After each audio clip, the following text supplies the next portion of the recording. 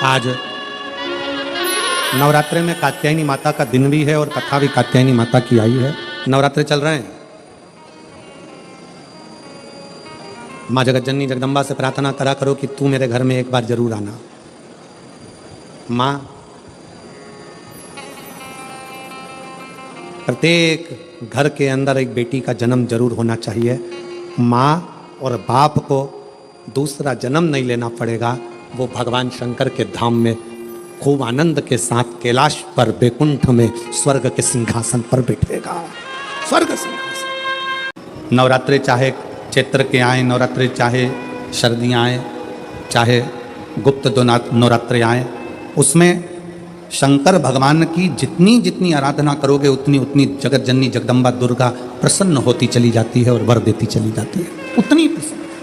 भवानी शब्द में, देवी शब्द में, जगत जननी शब्द में शक्ति का प्रतिबिंब है, उस शक्ति में शिव का प्रतिबिंब है। शिव और शक्ति का दोनों का प्रतिबिंब है, दोनों। तो पार्वती की तप साधना कात्यायन ऋषि ने जब करी,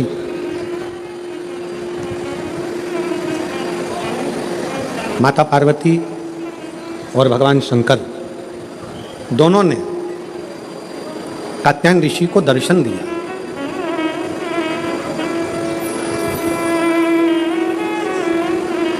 शिव जी ने भी दर्शन दिया और माता पार्वती जी ने भी दर्शन दिया। माँ जगतजननी जगदम्बा दुर्गा भवानी ने भी दर्शन दिया।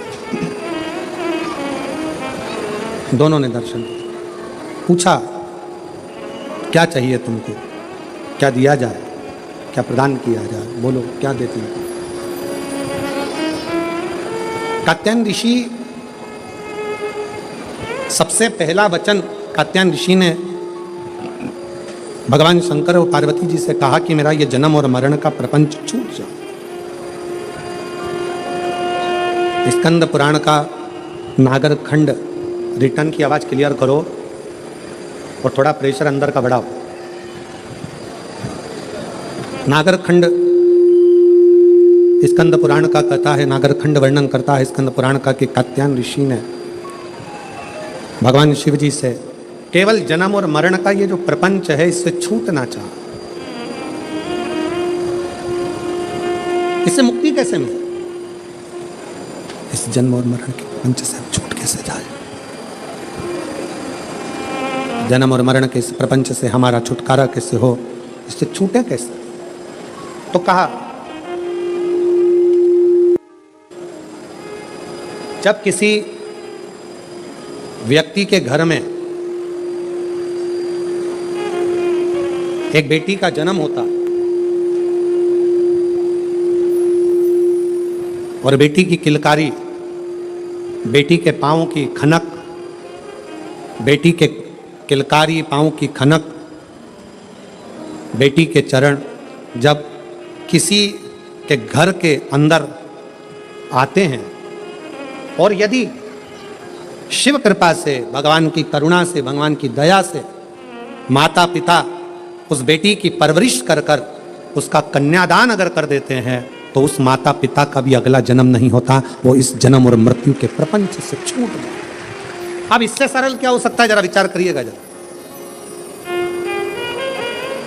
बहुत सावधानी से इस कथा का स्मरण करिएगा, बहुत ध्यान से सुनिएगा कि बड़े बड़े तपस्वी तप करने जा रहे हैं, साधना वाले साधना करने जा रहे हैं, उपासना वाले उपासना करने जा रहे हैं, व्रत वालों ने व्रत रखा, साधना वालों ने साधना करी, तपस्या वालों ने तपस्या करी, और कंदराओं में बैठकर कोई संत बन गया, कोई साधु बन गया, कोई तपस्वी बन गया, कोई साधक बन गया, कोई उपासक बन गया। किस लिए? कि हम जन्म और मरण के प्रपंच से छूट जाएं।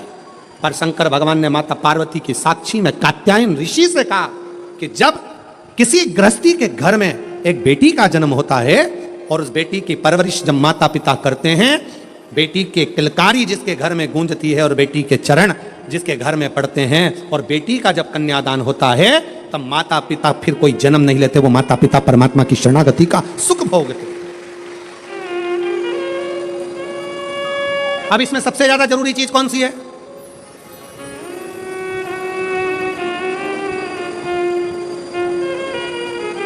एक बहुत ध्यान देने वाला विषय है, थोड़ा ध्यान दीजिएगा। दक्ष प्रजापति के घर में 60 कन्याओं का जन्म हुआ। उसके बाद दक्ष प्रजापति भगवान से कह रहे हैं, देवी जी से कह रहे हैं, मां मेरे घर में एक लड़की और देना, एक बेटी और चाहिए मुझे। मां जगतजननी दुर्गा कहती है कि तेरे घर में बेटी कहां से आएगी, मैं खुद तेरे घर में बेटी बनकर जन्म लूंगी। सती आई। दक्ष प्रजापति ने शंकर जी का अपमान करा, दक्ष प्रजापति ने देवताओं का अपमान करा, दक्ष प्रजापति ने अपशब्द कहे, दक्ष प्रजापति ने गाली दी, दक्ष प्रजापति ने ताना दिया, दक्ष प्रजापति ने आड़ा टेढ़ा बहुत सारी बातें कही। अब दक्ष प्रजापति को तो नरक जाना था, दक्ष प्रजापति को तो नरक भोगना था। पर दक्ष प्रजापति के घर में बेटियों का जन्म हुआ था, दक्ष प्रजापति ने बेटियों का कन्यादान किया था, इसलिए शंकर भगवान का अपमान करने के बाद भी दक्ष प्रजापति नरक नहीं भोगा है। दक्ष प्रजापति मरण, शीश कटने के बाद बकरे का मुख लग गया और बकरे का मुख लगने के बाद भी स्वर्ग भोगा है, वो दक्ष प्रजापति है, क्योंकि बेटी का जन्म ही प्रबल है।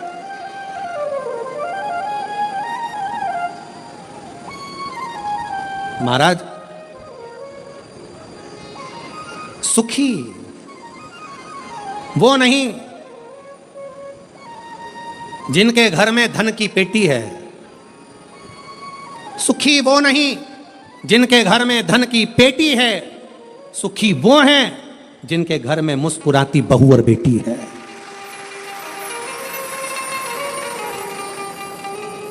जिनके घर की बहुओं के चेहरे पर प्रसन्नता हो, जिनके घर की बेटियों के चेहरे पर मुस्कुराहट हो, समझ लेना कि उस घर में भले धन ना हो पर वो शंकर की कृपा उसके घर में सदा बनी हुई है। सदा। बेटे के जन्म पर जितने नगाड़े बजवाते हो उससे दोगुना नगाड़ा बेटी के जन्म पर बजवाना। क्यों? बेटे का जन्म हुआ है तो दूसरी बार जन्म तुम्हें पृथ्वी पर लेना पड़ेगा, वापिस आना पड़ेगा और अपना कर्म का भोग भोगना पड़ेगा, फिर जन्म लेना पड़ेगा। पर घर में अगर एक बेटी का भी जन्म हो गया तो दूसरी बार जन्म नहीं लेना पड़ेगा, इसलिए ज्यादा नगाड़े बजवाना कि अब मेरा आखिरी जन्म है, अब जन्म नहीं लूंगी। अगर बेटी का घर में जन्म हो गया तो अब जन्म नहीं लूंगी। बहारो फूल बरसा मेरे घर बेटी आई है, मेरे घर बेटी आई है, फिर से जन्म नहीं पाऊं, मेरे घर बेटी आई है, मेरे घर बेटी आई है। हिमालय राज के घर में जब पार्वती जी का जन्म हुआ, कहते हैं दुनिया के यहाँ पर जन्मदिन की पार्टी एक दिन की होती हो, दुनिया के यहाँ जन्मदिन की पार्टी 2 दिन की होती हो, 2 महीने की होती हो, 4 महीने की होती हो, हर साल जन्मदिन पे होती हो। हिमालय राज के यहाँ जब तक पार्वती जी का कन्यादान नहीं हो गया तब तक रोज पार्वती जी के जन्म का उत्सव मनता था, प्रतिदिन प्रतिदिन।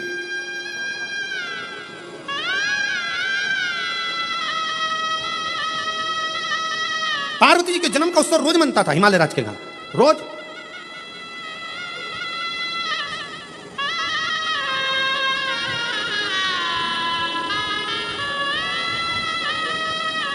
एक दिन इंद्र के मन में आया और इंद्र ने जाकर पूछ लिया हिमालय राज से, इतनी प्रसन्नता क्यों है? हिमालय राज ने कहा, बड़ी प्रसन्नता का विषय यह है कि आज मेरे घर में बेटी का जन्म हुआ है। तो बेटी तो तुम्हारी 7 वर्ष की हो गई, जन्मदिन तो जब जन्म हुआ था तब मनाना था, तुम तो रोज जन्मदिन मनाते हो बेटी का, रोज जन्मदिन, प्रतिदिन। हिमालय राज ने कहा, शास्त्र कहता है एक बेटी जब घर में, रसोई घर में एक बेटी जब अपने घर के अंदर बैठकर भोजन करती है तो कहते हैं 1000 अश्वमेध यज्ञ का फल उसे प्रतिदिन प्राप्त होता रहता है, प्रतिदिन। अरे दुनिया वालों से पूछो कि नवरात्र में कन्या भोज क्यों कराते हो, दुनिया वालों से पूछो कि नवरात्र में बेटियों को क्यों ढूंढने जाते हो, दुनिया वालों से पूछो कि नवरात्र की अष्टमी और नवमी पर कन्या का पूजन क्यों करते हो।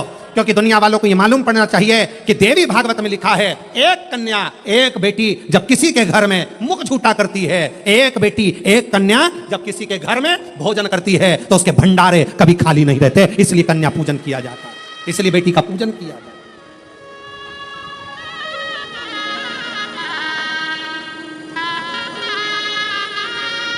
और आज के जमाने में लोग मंदिर में जाकर भगवान से कहते हैं, भगवान, ओ भगवान, हमारे घर में एक बेटा दे दो, एक बेटा। और बाजू में खड़ी हुई लक्ष्मी जी नारायण जी से बाजू में खसक के बोलती है, कितना मूर्ख है, बेटा मांग रहा है और रोज मंदिर में आकर कहती लक्ष्मी दे दो। और बहू को चाहिए क्या? जम के बोलो बेटा, और रोज मांगती क्या है? बोलो लक्ष्मी। तो एक काम कर, बेटा दे दो, लक्ष्मी मत देना, लक्ष्मी मत देना। अपन भी देखें कि बेटे से काम चल जाए क्या। और मालूम पड़े बेटा हो गया 32 साल का, माँ के पूरे बाल सफेद उड़ गए, सफेद। उनसे पूछो काय का टेंशन? इसको कोई लक्ष्मी नहीं मिल रही है, इसकी शादी कर, इसको कोई मिल रही है, इसकी शादी कर। लक्ष्मी जी से कहा जाओ ना, इसके घर में शादी करना है बेटे की, कोई लक्ष्मी। तो इसने मांगा ही था कि मेरे को बेटा दे दो, बेटा दे दो। लक्ष्मी नहीं मांगी थी, बेटा मांगा था। तो कोई तो इसके घर में शादी करेगा। तो कहाँ करेगी? आएगी।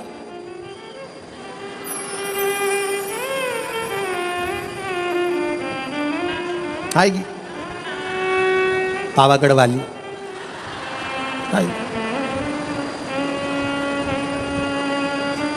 तुलजा आई, इसके घर में आई, फिर सवेरे शाम सास रोज आरती गाएगी। अम्बे तू है जगदम्बे काली, जय दुर्गे शहादा वाली, तेरे ही गुण गाए भारती। हो मैया हम सब उतारे तेरी आरती। तेरे घर के सास ससुर पे बीड़ पड़ गई है मारी, पति देव पर ऐसे टूटे जैसे सिंह सवारी। अरियो बच्चों को धोने वाली,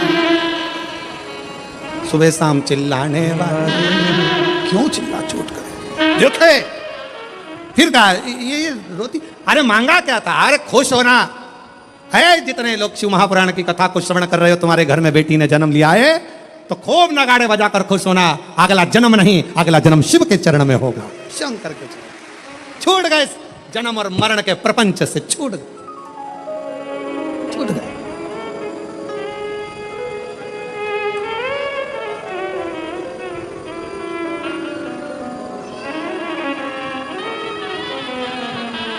छूट गए, जन्म और मरण के प्रपंच से छुटकारा मिल गया। बेटी बेटी बेटी।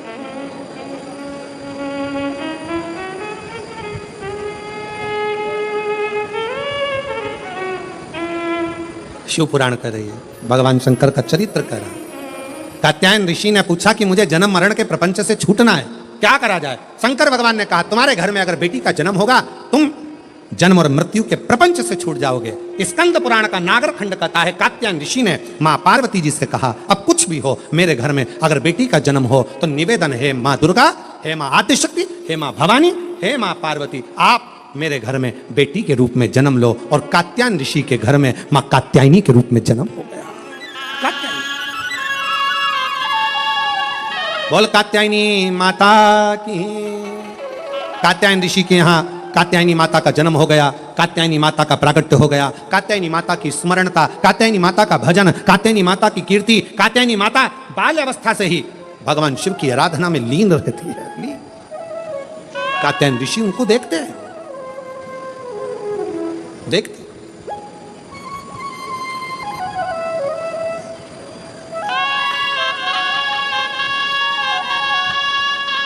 और जब कहते हैं महिषासुर का वध करने वाली भी वही कात्यायनी है, वही कात्यायनी।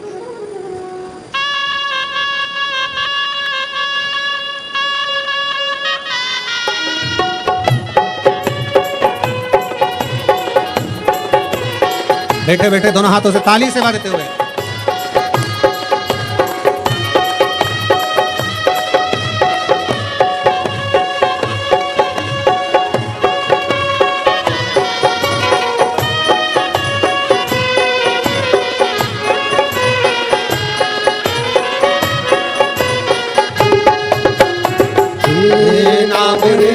सबसे बड़ा तेरा नाम, शेरों वाली ऊंचे नीलों वाली बिगड़े बना दे काम नाम रे, नाम रे सबसे बड़ा बड़ा तेरा नाम ओ शेरों वाली दोनों हाथों से। ऊंचे नीरों वाली बिगड़े बना दे मेरे काम ना मेरे।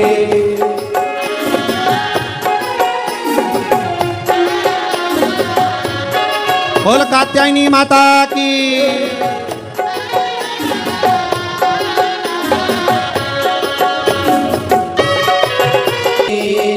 मेरा जीवन बना एक संग्राम ओ शेरों वाली ऊंचे नीरों वाली बिगड़े बना दे मेरे काम ना मेरे। हे ना मेरे सबसे बड़ा तेरा नाम ओ शेरों वाली ऊंचे नीरों वाली बिगड़े बना दे मेरे काम ना मेरे।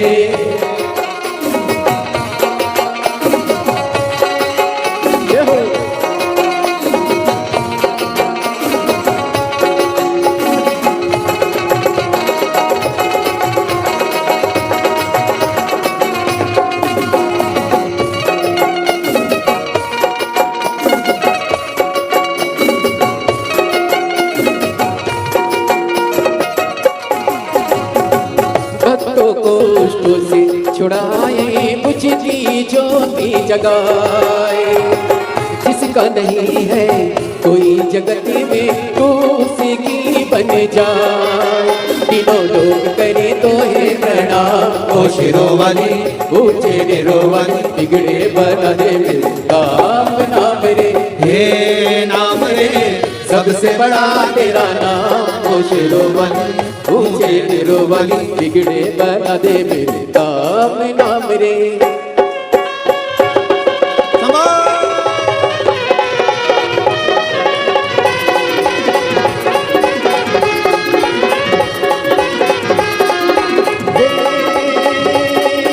तू ही लेने वाली माता तू ही देने वाली तेरी जय जयकार करूं मैं बंद झोली खाली बंद झोली खाली। काम सफल हो मेरा तेरा वरदान तेरे बल से हो जाए निर्बल भी बलवान मां निर्बल भी बलवान। बीच भंवर में डोल रही है पार लगा दे नैया जय जगदम्बे अष्ट भवानी अम्बे गौरी मैया माँ अम्बे गौरी मैया माँ अम्बे गौरी मैया। हे नाम सबसे बड़ा तेरा नाम ओ शेरों वाली ऊंचे नीरों वाली बिगड़े बना दे मेरे काम ना मेरे। हे नाम रे सबसे बड़ा तेरा नाम ओ शेरों वाली ऊंचे नीरों वाली बिगड़े बना दे मेरे काम ना मेरे। हार हार बोल कात्यायनी माता की। अपने स्थान पर बैठकर भगवान शिव जी से अपने मन का भाव बड़े आनंद के साथ हृदय से दिल से प्रार्थना करिए। जहाँ जगह मिले वहाँ बैठकर बाबा को अपने मन का भाव हृदय से प्रार्थना।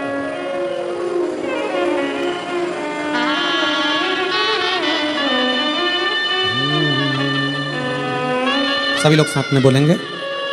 आज नवरात्रि में कात्यायनी माता का दिन भी है और कथा भी कात्यायनी माता की आई है। श्री शिवाय नमस्तु श्री शिवाय नमस्तु श्री शिवाय नमस्तु श्री शिवाय नमस्तु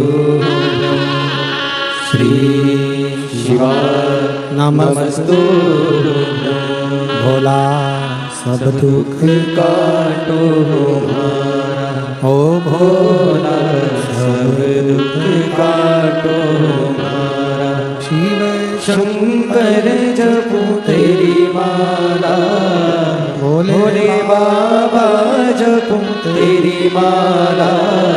भोला सब दुख काटो हमारा ओ भोला सब दुख काटो हमारा। वेश है मंगल मंगलकारी वेश है मंगल मंगलकारी। शमशान वासी हमारा शमशान वासी हमारा। काटो मारा, ओम भोला सब दुख काटो मारा।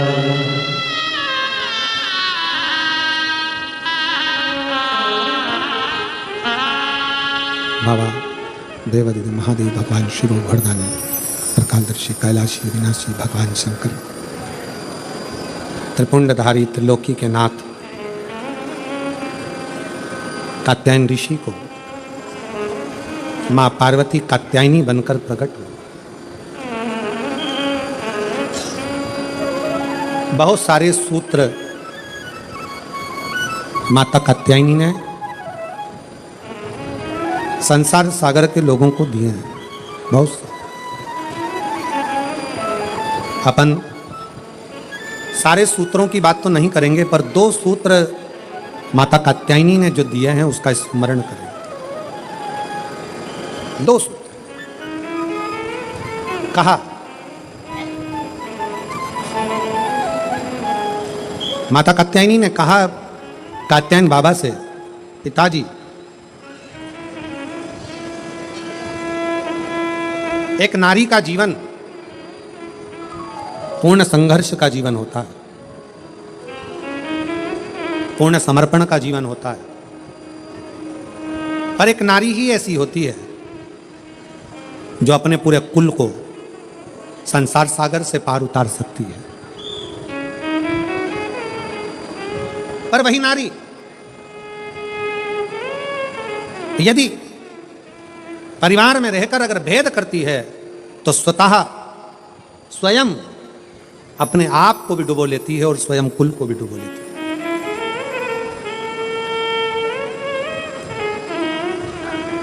ध्यान देना,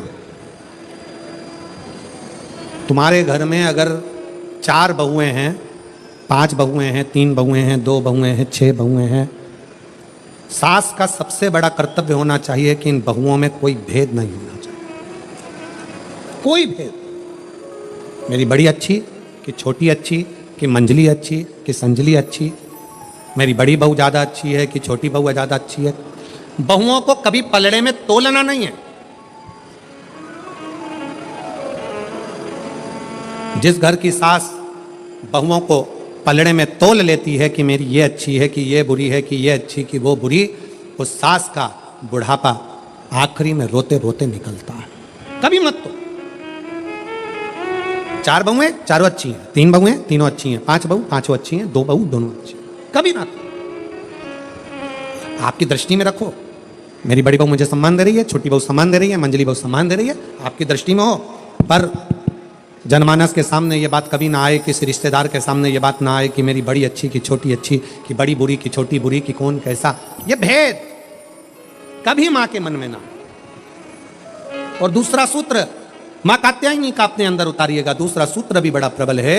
मां कात्यायनी अपने पिता कात्यायन जी से कहती हैं, पिताजी एक लड़की अपने 2 कुल को तारती है, एक मायके का दूसरा ससुराल का, पर एक लड़की के लिए सबसे बड़ी जरूरत की उसकी बुद्धि में, ये चित्त में होना चाहिए कि जितना चिंता वो अपने मायके की करती है उससे 1.5 गुनी ज्यादा चिंता उसको अपने ससुराल की भी होना चाहिए। जितनी चिंता वो अपने ससुराल की करे उतनी मायके की करे, मायके की और ससुराल की करे, पर मायके से विवाह होने के बाद 1.5 चिंता ससुराल की। मां कात्यायनी कात्यायन ऋषि से कहती हैं, पिताजी जब एक लड़की, उसका जीवन कोरा है, उसकी चित्तवृत्ति कोरी है, कभी वो अपनी सास से नहीं मिली, कभी वो अपने ससुर से नहीं मिली, कभी अपने पति से नहीं मिली, कभी अपने देवर जेठ से नहीं मिली, उसका जीवन कोरा रहता है। कात्यायन ऋषि से कात्यायनी जी कर रही हैं, उसका जीवन कोरा है। उस कोरे जीवन में उस कन्या को, उस स्त्री को, उस नारी को चाहिए कि पिता से जितना स्नेह हो उससे 1.5 स्नेह उसके ससुर से हो, भाई से जितना स्नेह हो उससे 1.5 स्नेह उसके देवर और जेठ से हो, जितना स्नेह अपनी सगी बहन से है उससे 1.5 स्नेह देवरानी और जिठानी से हो, और जितना स्नेह मेरे अपने मायके से है उससे 1.5 स्नेह अपने ससुराल से हो। उसकी चित्तवृत्ति। आज परिवार टूट रहे हैं। कात्यायनी माता की लोग पूजन जरूर करते हैं, पर कात्यायनी माता के विचारों को अपने अंदर नहीं रखते। अदालत में जितने केस प्रॉपर्टी के नहीं हैं, अदालत में जितने केस कत्ल के नहीं हैं, अदालत में जितने केस कोई फालतू नहीं है, उससे 4 गुना ज़्यादा केस आज अदालत में केवल तलाक के हैं कि तलाक लेना है। कारण क्या? उसका कारण केवल एक है कि आप दोनों को सम लेकर नहीं चल पा रहे हो।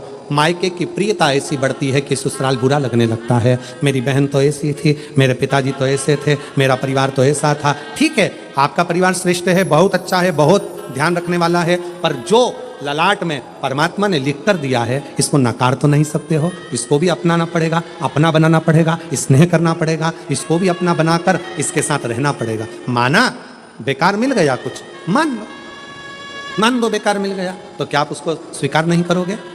हो सकता है तलाक ले लोगे और तलाक लेने के बाद जैसा अभी मिला है इससे भी जोरदार सिंदूर चढ़ा हुआ भेरू मिल गया, तो कौन सा फर्क? विचार करिए। इसलिए जो मिला, माता कात्यायन बाबा से कहती हैं, दोनों का साझा बनाकर चलना।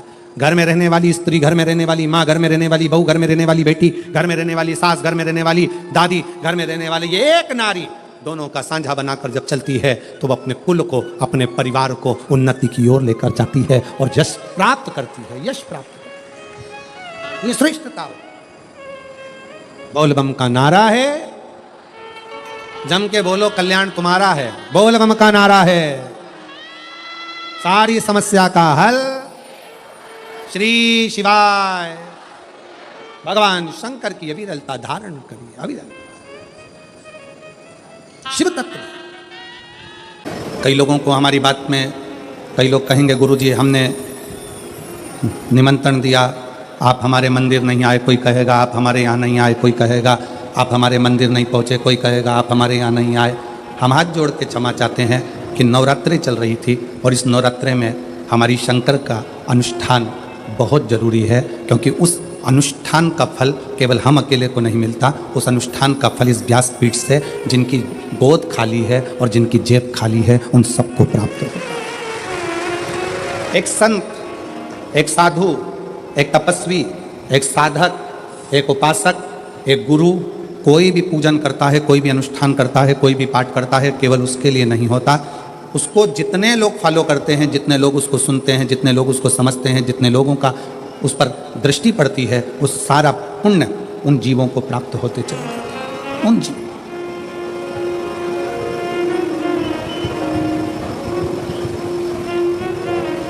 यहाँ पर बुजुर्ग माताएं बैठी होंगी और वो बैठी हुई माता कहती होंगी, जब घर में बड़ा अनुष्ठान होता है तो कहीं जाया नहीं जाता है। बुजुर्ग माताएं जानती हैं।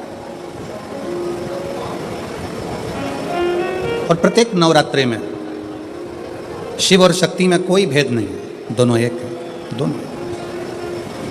दोनों में कोई भेद। वो जैसे संत तुकाराम जी ने कहा था, राम कहो चाहे कृष्ण कहो, दोनों में कोई भेद नहीं है।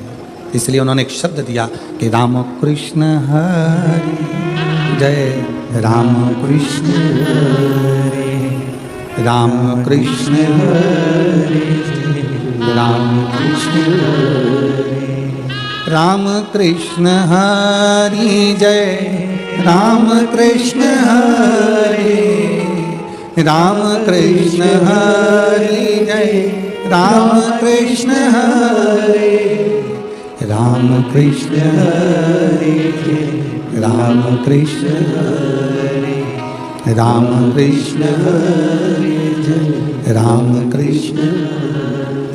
पावन पावन नाम राम कृष्ण हरि, पावन पावन नाम राम कृष्ण हरि, राम कृष्ण हरि जय, राम कृष्ण हरि, राम कृष्ण हरि जय, राम कृष्ण हरि। शिव में शक्ति में कोई अंतर नहीं, राम में कृष्ण में कोई अंतर नहीं है, शिव में नारायण में कोई अंतर नहीं है, ब्रह्मा विष्णु और महेश में कोई अंतर नहीं है। यह हमारी दृष्टि का भेद है, दृष्टि का। बेसन के लड्डू बना लो, चाहे बेसन की चक्की बना लो, चाहे बेसन की नुक्ती बना लो, उसमें 2 चीज़ें बहुत ज़रूरी है। एक घी, जम के बोलो घी, दूसरा बेसन, तीसरा शक्कर। बेसन के लड्डू बनाओगे तो भी उसमें घी की ज़रूरत पड़ेगी, बेसन की ज़रूरत पड़ेगी, शक्कर की ज़रूरत पड़ेगी। बेसन की नुक्ती बनाओगे बूंदी, उसमें भी घी की ज़रूरत पड़ेगी, बेसन की ज़रूरत पड़ेगी, शक्कर की ज़रूरत पड़ेगी। बेसन चक्की बनाओगे उसमें भी घी की ज़रूरत पड़ेगी, शक्कर की ज़रूरत पड़ेगी, बेसन की ज़रूरत पड़ेगी। उसी तरह अपने जीवन को सफल बनाओगे तो उसमें ब्रह्मा की भी ज़रूरत पड़ेगी, विष्णु की भी ज़रूरत पड़ेगी और शिव की भी ज़रूरत पड़ेगी। ये जीवन का 7 तत्व है।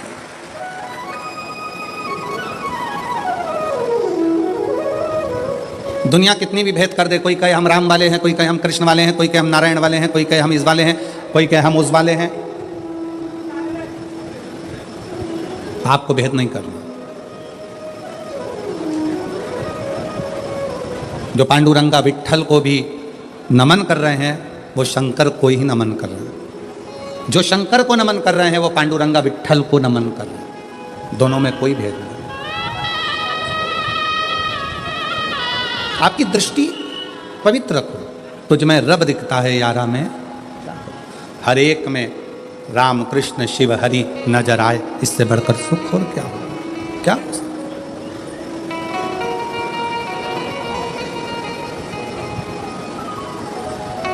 उसकी दृष्टि, उसको पहचानना, उसको जानना बहुत सा। एक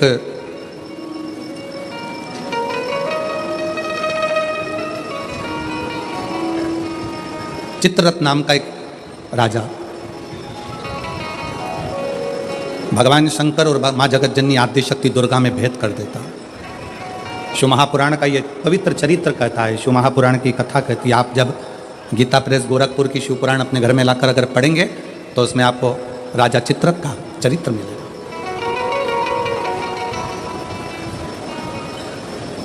चित्ररथ का चरित्र जब आप दर्शन करेंगे तो राजा चित्ररथ ने शंकर पार्वती जी के सामने जाकर मां आद्य शक्ति को शिव जी के नजदीक में उनके गोदी में बैठे हुए देखा। गोदी। भारत की भूमि पर ऐसे कई मंदिर हैं जिन मंदिर में शंकर जी की गोदी में पार्वती जी को बैठा हुआ दिखाया गया। आप लोगों ने ऐसी मूर्ति का दर्शन कहीं ना कहीं करा ही होगा, आपके स्मरण में हो।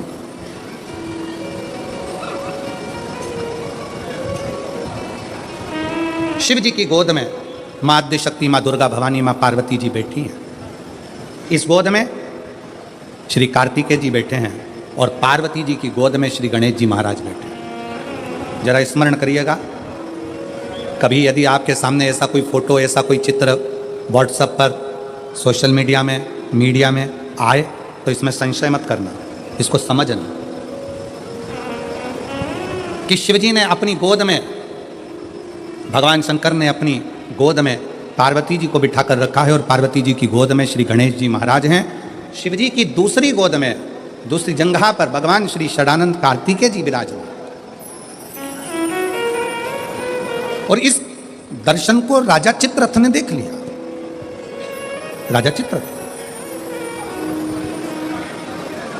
और राजा चित्ररथ ने देखा, हंसने लगा। बताओ, जगत का पालनहारा, जगत का पिता और जगत धात्री मां दुर्गा, जगत को चलाने वाला, जगत का देवता, जगत का देव अधिदेव महादेव और जगत जननी दुर्गा, ये कैसे बैठे हैं? ये बैठे कैसे? महाराज,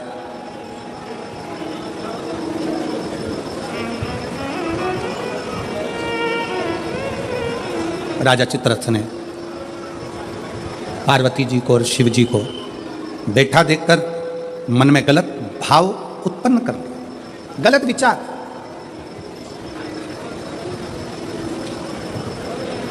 गलत सोच। किसी किसी को पूजन करते समय भी गलत गलत विचार आते हैं। किसी किसी को मंदिर जाते समय गलत गलत विचार आते हैं। किसी किसी को मंदिर में पूजन करते करते गलत गलत विचार आते हैं। किसी किसी को पूजन करते समय गंदगी दिखती है, गलत विचार आते हैं। स्त्री के बारे में, पुरुष के बारे में, उसकी अवस्था के बारे में, उसके नग्न स्वरूप के बारे में, उसकी चित्त वृत्ति में गलत गलत दृष्टियां आने लगती हैं। गंदा भोजन उसकी दृष्टि में आता है जब वो पूजन करने बैठता है, भजन करने बैठता है। कई लोग हैं ऐसे, और जिनकी भी दृष्टि में इस तरह की अगर बातें आ रही हैं कि मैं पूजन करने बैठी हूं, मेरी गलत सोच हो रही है, गलत विचार आ रहे हैं, इस चक्कर में वो पूजन करना बंद कर देती है, इस चक्कर में पूजन करना बंद कर देता है, मंदिर जाना बंद कर देता है कि मैं मंदिर जाऊंगा, गलत सोचने में आएगा, गलत दृष्टि में आएगा। गलत कर नहीं रहा, ना उसने किसी स्त्री को गलत दृष्टि से देखा, ना उसने कभी किसी पुरुष को गलत दृष्टि से देखा, ना उसने कभी मांसाहार करा, ना कभी उसने मदिरापान करा, ना कभी उसने गलत काम किया। उसके बाद भी वो पूजन करने बैठा, वो अच्छी जगह पर बैठा और उसकी दृष्टि में गलत विचार आने लगे। कहीं मांस दिख रहा है, कहीं मदिरा दिख रही है, कोई स्त्री दिख रही है, कोई पुरुष दिख रहा है, कोई वस्त्रविहीन दिख रहा है, कोई ऐसा दिख रहा है, कोई गलत करते में दिख रहा है, उसके विचार दृष्टि में वो आ रहा है। और कई बार लोग परेशान हो जाते हैं कि गुरुजी ऐसा क्यों हो रहा है, हम तो अच्छा करने के लिए गए, हम तो मंदिर गए, हम तो भगवान के भजन करने के लिए गए, हम तो स्मरण करने के लिए गए, फिर हमारी चित्तवृत्ति में ये कैसे आ रहा है, हमारी सोच में ये कैसे आ रहा है, हमारे विचार में ये कैसे आ रहा है। और जब शिव पुराण कहती है राजा चित्ररथ की बुद्धि में भी यह गलत विचार आ गया था, केवल संसार के मनुष्य की बुद्धि में नहीं, राजा चित्ररथ की बुद्धि में भी यह विचार आ गया था, ये शिव महापुराण की कथा कर गलत विचार। करना क्या है, जब व्यक्ति को ऐसे गलत विचार आने लगे पूजन के समय पर, अच्छी जगह पर, ये गलत गलत विचार, आप गलत कर नहीं रहे हो, आप मांसाहार नहीं कर रहे हो, आप किसी स्त्री को गलत नहीं देख रहे हो, आप किसी पुरुष को गलत नहीं देख रहे हो, आप किसी मदिरा की दुकान पर नहीं गए हो, पर आपकी विचार धारणा में अगर ये चीज़ें पूजन करते समय, भजन करते समय, अर्चना करते समय, मंदिर जाते समय, मंदिर में बैठते समय, मंदिर में उपास करते समय, तुम्हारी बुद्धि में अगर ये चीज़ें आ रही हैं, मन में अगर ये चीज़ें पाठ करते करते भी अगर आ रही हैं, तो समझ लेना कि आपके ऊपर कहीं ना कहीं किसी ना किसी रूप में कोई अन्न किसी के घर का ऐसा खा लिया है जिसके कारण तुम्हारी बुद्धि थोड़ी सी भ्रष्ट हुई है। उसको सुधारें कैसे, उसको संवारें कैसे। अब किसी ने यही प्रसंग को सुनकर कहा, गुरुजी अगर किसी के घर का अन्न खाया है तो अन्न खाने के बाद तो वो पच गया, पचने के बाद वो गंदगी में निकल भी गया, अब तो वो विचार आना बंद हो जाना चाहिए। अब तो 1 साल हो गया, 2 साल हो गया, 1.5 साल हो गया, 6 महीना हो गया, तो भी वही विचार आ रहा है। तो हमारा निवेदन है, भोजन करने के बाद भोजन पच जाता है, भोजन करने के बाद भोजन समाप्त भी हो जाता है, पर उस भोजन से जो रक्त की 4 बूंदें बनती हैं वो इस शरीर में दिन रात तुम्हारे मरते दम तक दौड़ती रहती है, शरीर में वो रक्त की बूंद चलती रहती है। इसलिए विचार 1 साल, 2 साल, 4 साल, 6 साल, 15 साल ऐसे चलते रहते हैं। उस विचारों को, गलत सोच को, गलत विचारों को, गलत दृष्टि को समाप्त कैसे करें।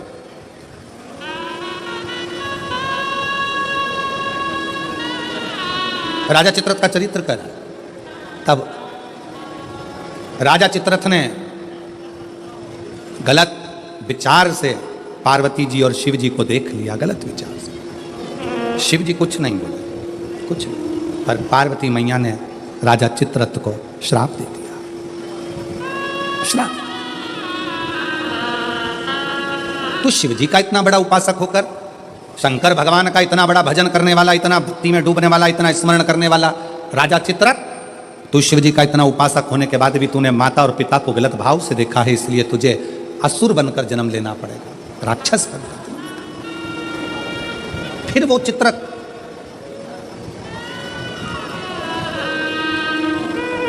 वृत्रासुर के रूप में जन्मा। क्या नाम हुआ था उसका?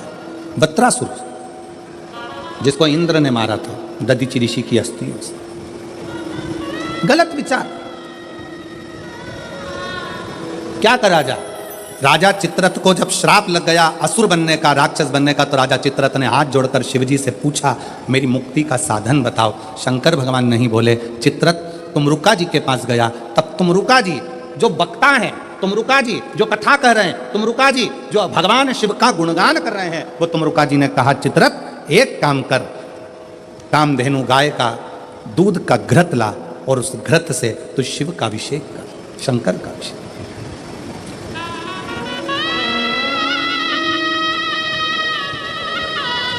मेरी जीजियों, मेरे जीजाओं, मेरी बेटियों, बेटाओं, मेरी माताओं, मेरे भाई, मेरे बांधव, अपने को भी अगर गलत विचार आते हो, पूजन के समय पर पाठ करते करते गलत जगह पर अपना मन जा रहा हो, तो 5 प्रदोष, एक कटोरी में 1 चम्मच घी गाय का, देसी गाय का 1 चम्मच घी, 1 चम्मच भी ना हो तो आधी चम्मच घी, आधी चम्मच भी अगर घर में ना हो तो 2 बूंद घी, 2 बूंद भी ना हो तो देसी गाय का 1 बूंद घी अपनी हथेली में मध्य में लगाकर, जो शंकर भगवान का,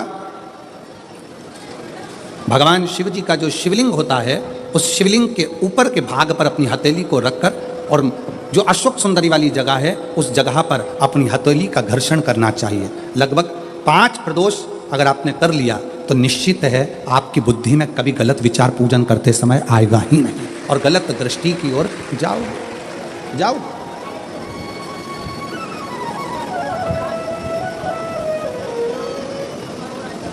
वेद लक्षणा गाय, देसी गौ माता का घृत जीवन को एक आनंदता देता है।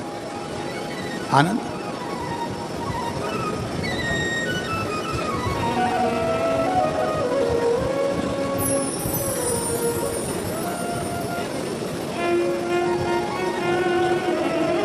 भारत के इतिहास में संसद भवन में बैठकर रात भर मंथन कर जो वक्फ बोर्ड बिल पर संशोधन किया गया, उसके लिए पूरे प्रशासन को बहुत साधुता, बहुत साधु।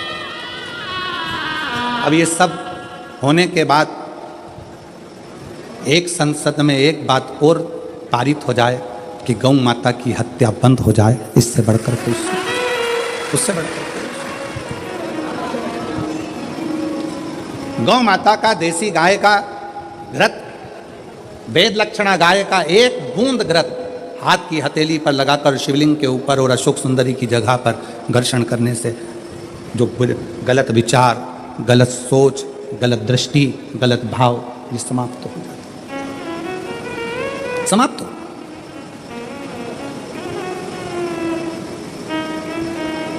जिसने दिल से शिव की आराधना, राजा चित्ररथ ने पूछा है, राजा चित्ररथ ने विचार किया कि ये राजा चित्ररथ कह रहे हैं कि मुझे बताओ कि मेरी मुक्ति कैसे होगी, मोक्ष कैसे होगा। मैंने तो गलत सोच लिया, मैंने तो गलत विचार कर लिया, मैंने तो गलत दृष्टि रख ली, मेरी बुद्धि में तो ये गलत भाव आ गए, मुक्त कैसे। कल की कथा में कहा था, जीवन में कितना भी दुख आ जाए, कितनी भी तकलीफ आ जाए, कितना भी कष्ट आ जाए, उस ईश्वर को मत, ईश्वर को, शिव को मत।